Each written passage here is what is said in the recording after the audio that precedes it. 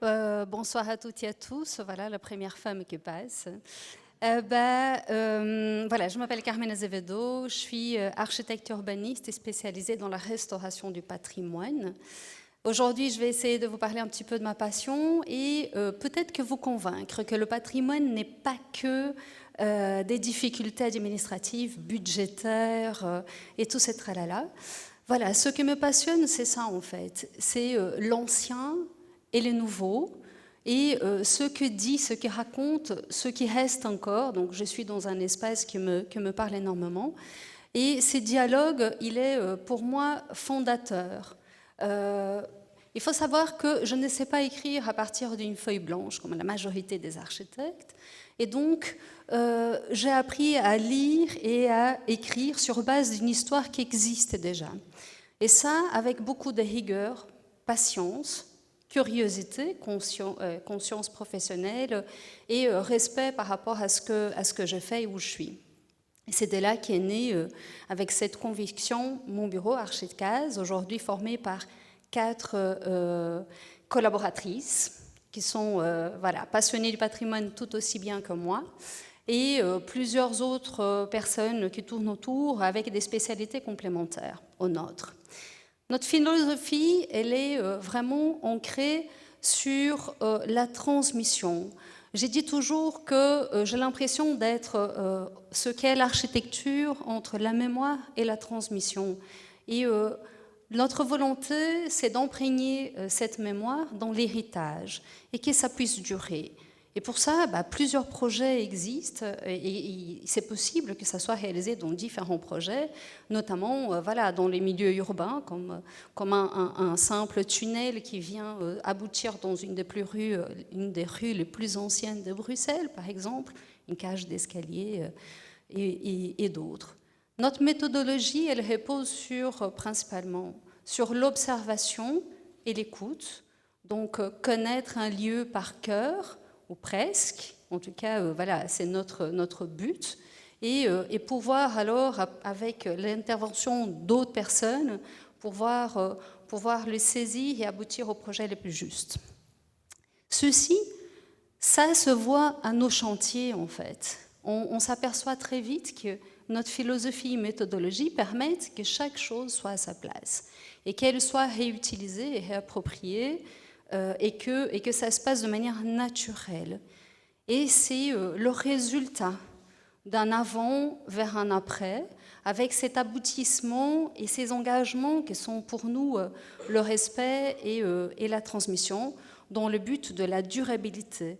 L'histoire qui est écrite, elle continue à être écrite et elle sera encore. Et donc c'est ça qui nous tient à cœur. Ici, c'est un petit clin d'œil par rapport à une équipe qui est formée, qui est important pour moi. Ce sont le maître d'ouvrage, les participants, les autorités patrimoniales, CRMS, DPC, et j'ai dit, on rigole un petit peu parce qu'on se dit, voilà, nous sommes les illuminés de ce chantier qui était un peu difficile. Vous avez tous noté, voilà, la bourse de Bruxelles, qui vient en fait un peu comme une espèce d'évidence de vous montrer, parce qu'il reprend tout ça. Cette notion de transmission, cette notion d'écriture continue d'un bâtiment, d'un bien vers les lieux publics. Et ça, sans oublier que les structures en fait partie. Donc tout à l'heure, on parlait, je pense, du macro vers le micro. Et ça en dit beaucoup.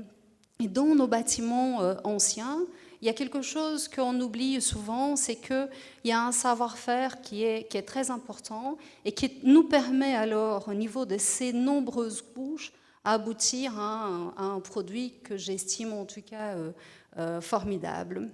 Et voilà, donc dans cette notion de lisibilité des bâtiments, ça nous permet aussi de se rendre compte qu'un chantier, c'est plein de découvertes.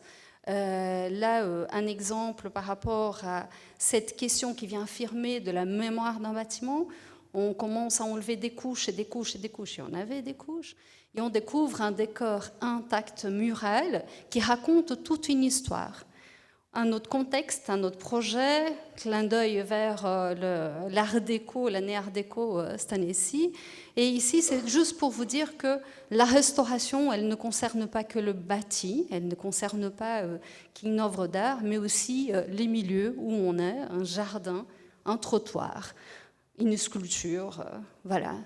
Et je ne pourrais pas vous parler de restauration sans parler de ce qui est le back of house, c'est-à-dire les artisans. Et des artisans, il y en a, pas beaucoup, mais avec une passion et une telle connaissance de son métier qui ne peuvent qu'affirmer ce que c'est ces métiers pour moi.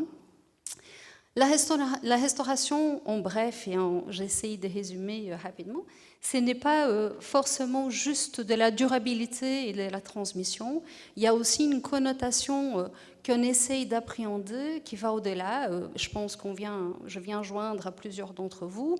Et cet objectif-là, qu'on souhaite et qu'on développe chaque jour au sein de notre bureau, vient joindre, on va pouvoir mettre ça en place ici, participer à la restauration dans les bâtiments du site, pour essayer de développer une restauration qui est concernée, qui apporte de la conscience et qui sait réutiliser parmi d'autres d'entre vous de manière responsable et peut-être que s'approcher d'un impact zéro qui sait, étant donné que la restauration reste quand même un métier où tout le monde se dit ah voilà, étant donné qu'on récupère déjà, on fait notre partie.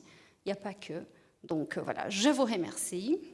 Et voilà, je serai ravie, j'espère bien entendre d'entre vous, pour la majorité d'entre vous, que vous êtes un petit peu réconciliés par rapport au patrimoine pour ceux qui l'avaient lâché prise.